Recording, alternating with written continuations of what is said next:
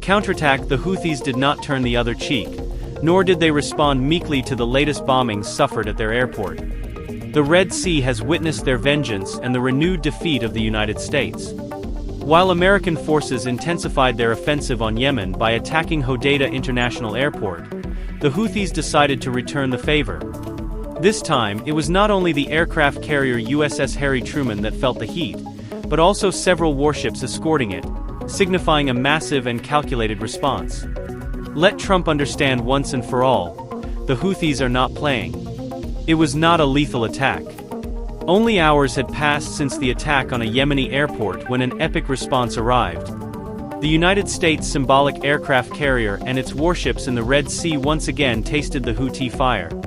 The Yemeni fury, unleashed by the recent U.S. aggression, found its channel through missiles and drones, a form of justice that only war can justify. The conflict, which has ravaged Yemen for over a decade with its political, religious, and territorial complexities, reached another critical point when U.S. forces under President Donald Trump's command launched an aerial offensive against Hodeidah International Airport. This attack, carried out overnight, was a reprisal against Houthi resistance, an offensive the U.S. deemed necessary to crush what it called barbarians in Yemen. But the response did not take long to arrive. The fact that several members of the Houthi movement were wounded in the attack, including senior naval and coastal defense commander Mansour al-Saadi, only added more fuel to the fire. The Houthis responded fiercely, unleashing a storm of fire that this time not only reached the USS Harry Truman, but also the warships escorting it. This was confirmed by the Houthis in a statement. And rhetoric was necessary when considering Trump's actions. We have inflicted tremendous damage on the barbaric Houthis, and watch as it worsens progressively. It is not even a fair fight, and it never will be. They will be completely annihilated, said the US president just hours before, unaware of what was coming. Such statements further inflamed the rage of a people who have been bombed, blockaded, and forgotten for years. In response, the Houthis, unwilling to succumb to Washington's threats, launched a resounding counterattack.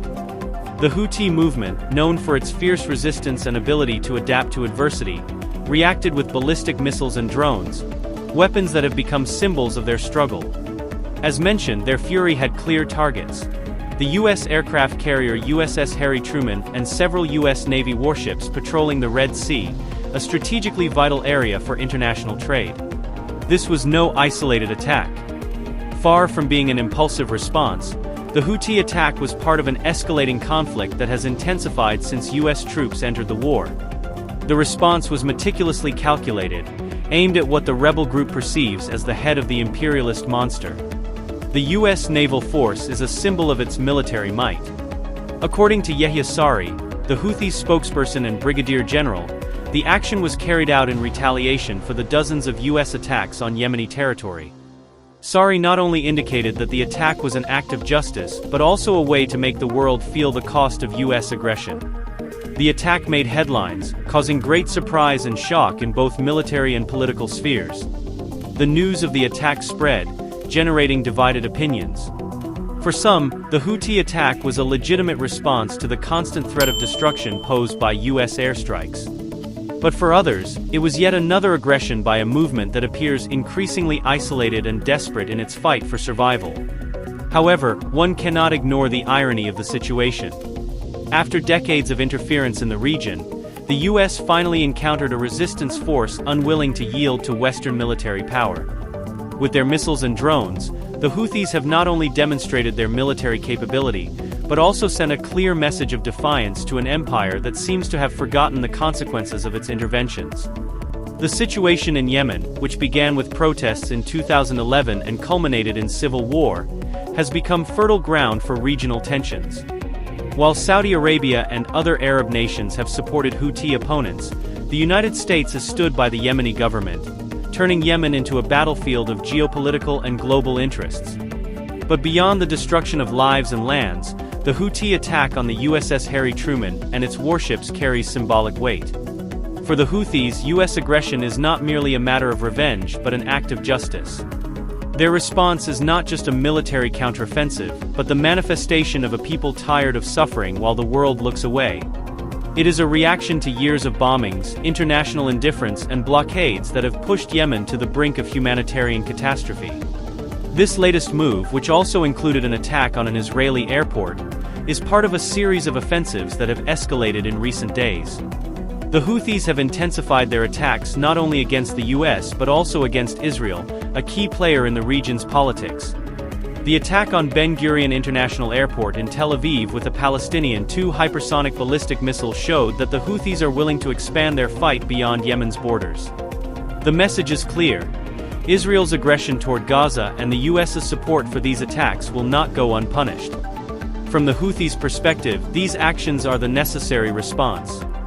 Facing a vast and ruthless military power, they have no choice but to defend themselves with the tools available to them. The use of missiles and drones is a reminder of how the Houthis have adapted to the advanced technology of their enemies. Each missile and drone launched is an affirmation of their ability to resist, a response to the destruction of their country and the promises of annihilation coming from across the Atlantic Ocean. In this context, the attack on the USS Harry Truman and the series of retaliatory strikes against US and Israeli targets are not just acts of defense but declarations of independence and sovereignty. In this sense, the Houthis have demonstrated that despite years of hardship and blockade, they can still inflict significant damage on foreign powers attempting to control the region. The recent escalation in the Red Sea conflict highlights the resilience and determination of the Houthis against Western military intervention. Their calculated response to the US airstrikes on Yemen's Hodeidah International Airport demonstrates their ability to strike back against superior military forces. The attack on the USS Harry Truman and its accompanying warships sends a clear message that the Houthis will not back down, regardless of the power imbalance. This confrontation underscores the ongoing geopolitical struggle in the region, where Yemen remains a battleground for global and regional interests. The conflict, which began as a civil war, has now evolved into a wider confrontation involving the United States, Saudi Arabia and Israel. The Houthis' actions, including the attack on Ben Gurion Airport in Tel Aviv, signal their intent to broaden the scope of their fight. As tensions continue to rise, the international community must recognize the long-term consequences of continued military aggression and regional power plays. The question remains: how far will this conflict escalate, and what will be the ultimate cost for those involved? If you want to stay informed on the latest developments in this high-stakes conflict, subscribe to our channel and turn on notifications for real-time updates.